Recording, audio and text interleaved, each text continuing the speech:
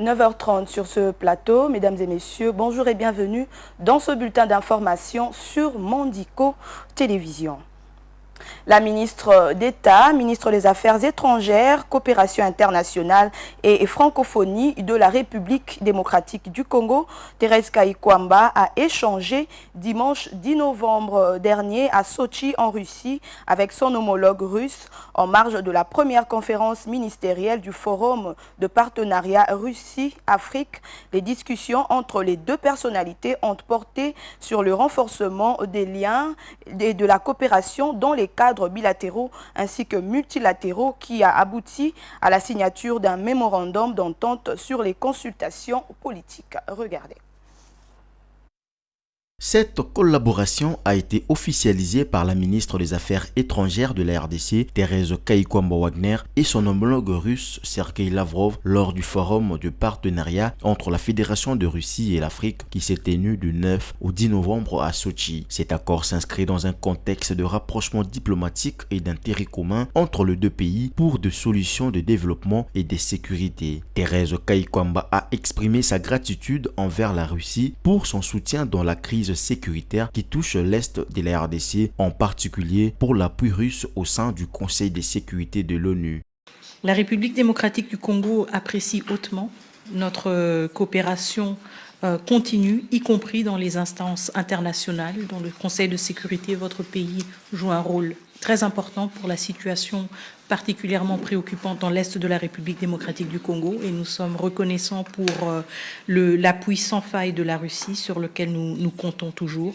Et je peux aussi vous rassurer justement de notre volonté de consolider les acquis, comme nous venons de le faire à travers l'accord que nous venons de signer, mais aussi à travers d'autres domaines de coopération, et consolider les acquis de notre partenariat. Par ailleurs, la ministre congolaise a invité Sergei Lavrov aux célébrations du 65e anniversaire de l'indépendance de la RDC prévu l'année prochaine. Cet événement coïncidera avec le 65e anniversaire des relations diplomatiques entre la RDC et la Russie, soulignant ainsi la longue histoire de coopération entre les deux nations. Le sommet Russie-Afrique, instauré en 2019, constitue une plateforme pour le développement de partenariats stratégiques entre la Russie et le pays africain, renforçant le lien économique, politique et sécuritaire sur les continents. Et puis, deux projets de loi relatifs au secteur de la justice viennent d'être soumis aux États généraux de la justice pour approfondissement des discussions. Cette décision a été prise lors de la 21e réunion du Conseil des ministres le vendredi 8 novembre 2024, après présentation des textes par le ministre d'État, ministre de la Justice et garde des Sceaux, Constant Moutamba. Suivez. Selon le compte-rendu de la réunion, le premier texte concerne un projet de loi organique créant le parquet national économique et financier et établissant l'organisation et les compétences des chambres spécialisées en matière économique et financière. Le deuxième texte porte sur un projet de décret concernant la création, l'organisation et le fonctionnement de l'inspection générale des services judiciaires et pénitentiaires. Lancé par le président Félix Tshisekedi, les États généraux de la justice se déroulent sous le thème « Pourquoi la justice congolaise est-elle qualifiée de malade? Quelle thérapie face à cette maladie ?»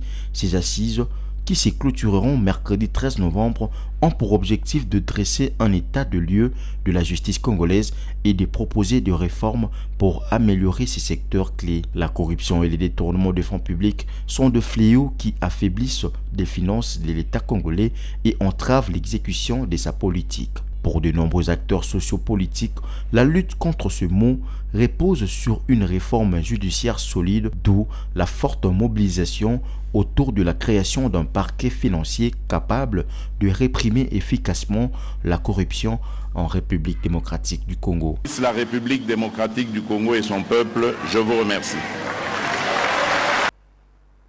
Et pour terminer, tenue de la première édition de l'Agora de la femme congolaise le samedi 9 novembre au chapiteau de l'hôtel Pullman de Kinshasa en République démocratique du Congo. Près de 500 femmes issues de divers secteurs de la vie nationale se sont rassemblées pour des échanges et partages en vue de renforcer le rôle de la femme dans la gouvernance à tous les niveaux. Didier Lofumbo.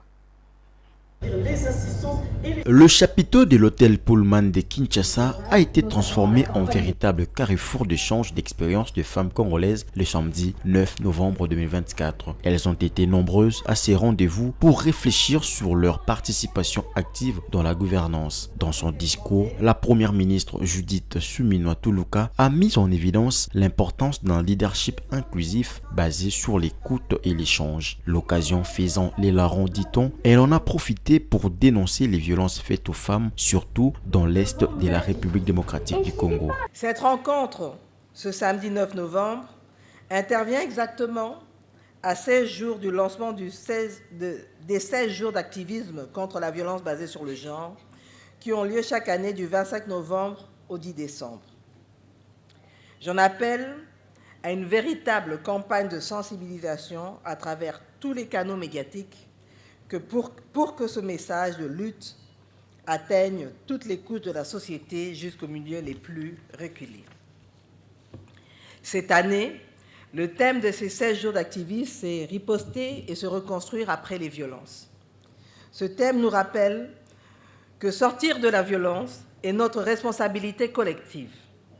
Les témoignages de participants tels que ceux de Daniel Bumba, gouverneur de Kinshasa, sur le rôle vital des femmes dans l'assainissement de la ville témoignent de l'engagement et de la détermination collective. Ces échanges fructueux mettent en avant l'importance de la contribution des femmes à tous les niveaux du développement socio-économique tout en renforçant les actions à mener pour garantir leurs droits et leur participation effective dans tous les secteurs. À ces sujets, Madame Lydiane Nabami Niembo, ambassadrice de la paix et agricole en RDC et PCA de la coopérative agricole et d'élevage de la République démocratique du Congo, n'a pas caché sa satisfaction. Premièrement, nous disons merci beaucoup et sincères félicitations à son Excellence, Monsieur et Madame la Première ministre, pour cette grande rencontre qui vient de réunir les femmes que nous sommes.